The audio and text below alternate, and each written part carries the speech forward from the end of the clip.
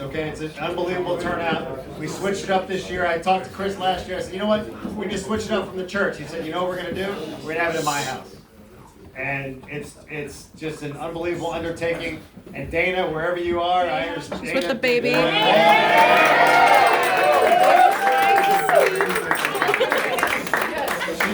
She may have left.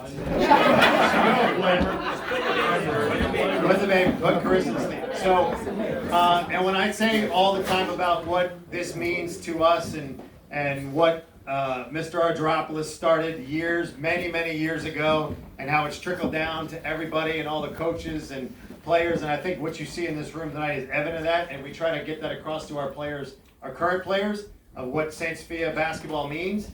And first of all, we can't do it without Father Dimitri and Father Steve, so first of all, we thank you.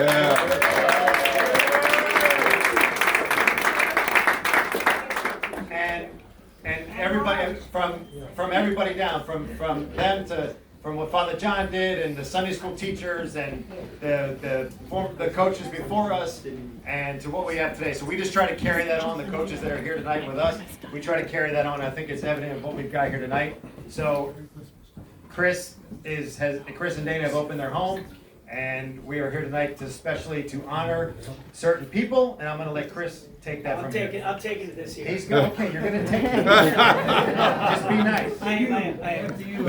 I know.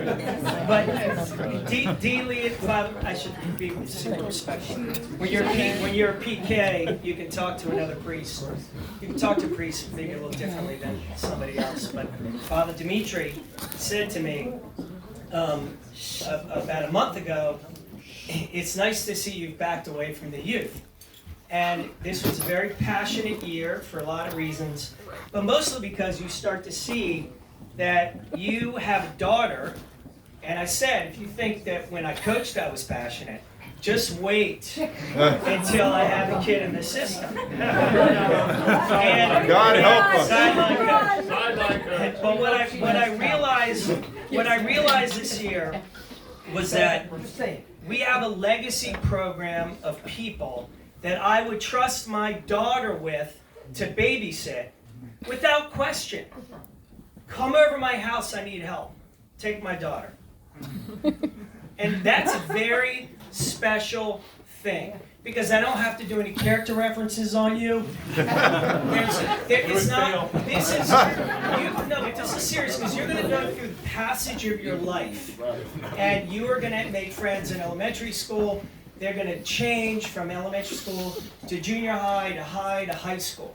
And it's totally irrational that we have a religious institution, but the glue happens to be basketball. It doesn't make any sense, but if you really think about it, it's if you pray together, you play. If you play together and you pray together, you have something that's totally unique than if you just pray with somebody.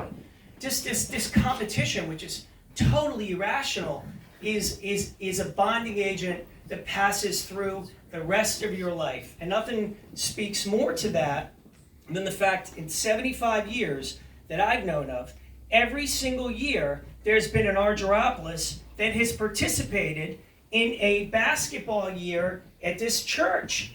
And then you literally realize that and there might have been others before you, but you've always been omnipresent.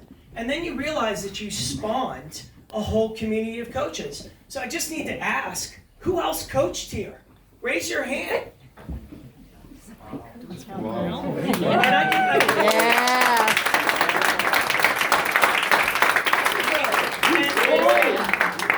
And I can speak from my personal experience. My arm's falling asleep. Because everybody had coaches. And for the record, I was in cars driving back from Richmond with my brother Mark and a few other guys, and Fred Walker driving us back.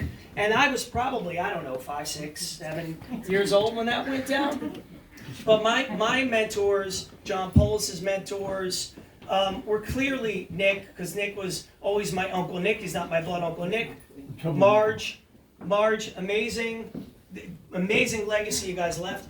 But Pete and Paul used to lend me $20. He'd pick me up. I never forget, Paul picked me up to go to a basketball tournament. And literally, like that morning, I think your cars, you remember your wheels? My wheels were all stolen. Your yeah. wheels got all stolen. It happens. We used to show up at Pete's Spieli's at 3 in the morning. The drinking ages might have been different back then. And we knock on his door, and he'd be like, "What are you doing at my house?" We'd distract him, we'd go grab some booze. We'd walk out, and there were $20 that he'd lend us. Like, that's... He'd been drinking, he didn't remember it either. Yes. But just for us, like Paul and Pete kind of birthed, were really instrumental. And there were others. I mean, you have to realize, like, Steve Stratus coached the girls for 17 years and has been doing the tournaments for 18 years, or 19 years, right? So when you look at the aggregate participation of everybody here, every single person here has been involved for decades. Their kids are being involved in decades. Christians now coaching. It's unbelievable. And I don't know what to make of it other than to say, we thank you, Uncle Nick and Marge. You guys have been constants in this whole thing, and I promise, as an irrational parent, that I'm going to stay on top of this for the rest of my days, because it's a beautiful thing. Because trust and love come from this place. Doesn't make any sense to the outside world, but it makes sense to us. And we're going to keep it going as long as we can. So we have a couple gifts for you. We're going to make good on a promise that we made 9 years ago to name this trophy that we give out at the tournaments. And we got the blessings of the priest because this was decided, 8-9 years ago, literally after the Argyropoulos family, but in particular, Nick and Marge Argyropoulos.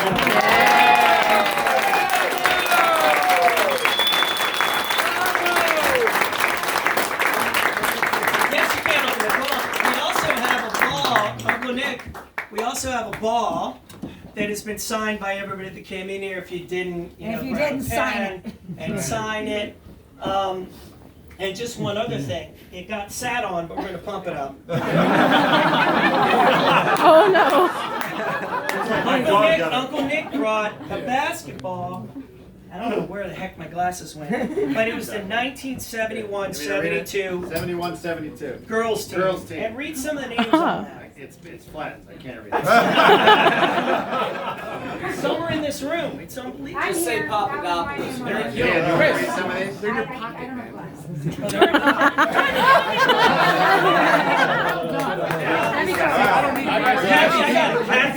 Kathy Abramides. Athena Argyropoulos. Debbie Charles. I don't know who cousin Kula is. Oh, Kula! Oh, yeah, Chen Gorse, another great servant of the church. Ava Parentino. Something Maso. I don't know who that is. Maria's here. Where's Maria? Maria's here. Maria Matthews is here. Somewhere.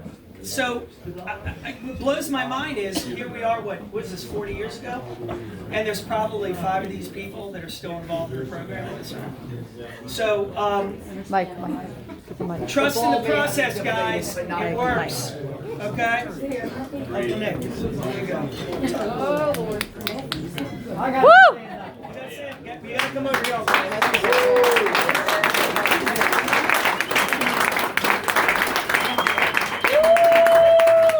You guys have a couple more hours. I don't think I need him. He stole all my thunder. Every damn thing I wanted to say, he pinched in and said things. Use the microphone. Gotta have it doing that. Yeah. Gotta have it doing that. Before I go any further, There you go. I want to go way back to my dear Father John and Harriet. Because I grew up with you. I'm so proud to be part of you. And then, when they had confidence in me, I wanted to get involved in basketball. We weren't the best basketball church team. You know, Baltimore tear us up a lot of times. We get together and then Philadelphia, played in Philadelphia. different areas that we played, it's a different competition, different personalities. And I start thinking to myself about, where's my young man there? I'm right here. Sorry. There's my young man there. I'm not going to be smart about this, but he was a hell of a troublemaker. I mean to tell He you, said he's a hell of a I've troublemaker. been talking about doing things there. Christopher. These kibbles around all over hell. And I can't get anything out. But anyway, Christopher, you are the jewel of our young generation. And we used to get after you, but we were proud of you because you were so strongly part of the St. Sophia basketball team. And it isn't just basketball. It's a combination of all of us together, working together, loving each other, and loving our church.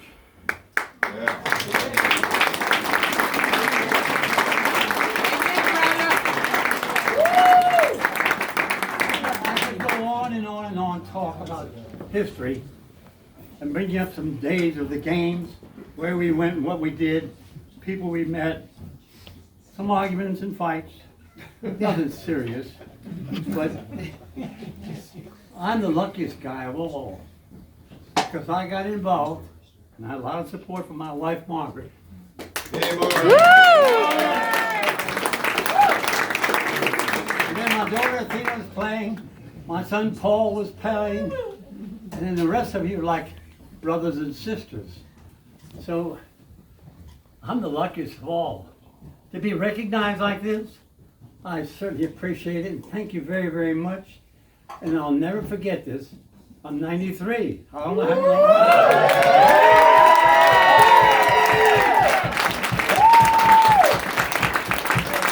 I have to look over here to my left. My daughter. I got a great son-in-law, Oliver Skinker. Yeah! Oliver.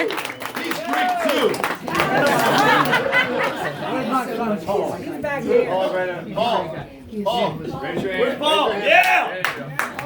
You got involved also. We all got involved. Tina played, Paul played. Athena coach too. Tina coached, that's Athena right. coached. And a lot of things I won't remember.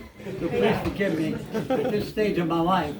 Whatever I do remember, I'm happy that I do remember. Elaine Foster's coach. Where's Elaine? Elaine Foster's coach. The Elaine. School. I should The Elaine never coach. forget that. All right, honey. That's okay. Never forget. Nia was my coach. I coached. And now we have so Girls many coach. new faces. A lot of you young faces here, you don't know who I am. I know some of you. I've been around a long time, so I'm very fortunate, and I thank God for that.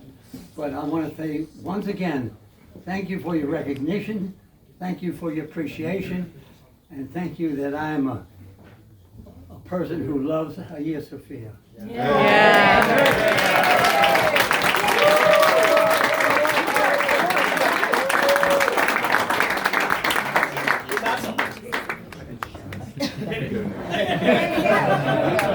Thank you, Nick Marks. Thank you, guys. Dad, you need a Hey, drink. by the way, can we book this for next year or not? Yeah. It's fine. It's done. All right. Wait, George, group photo. Try to group photo. No, just tell everyone.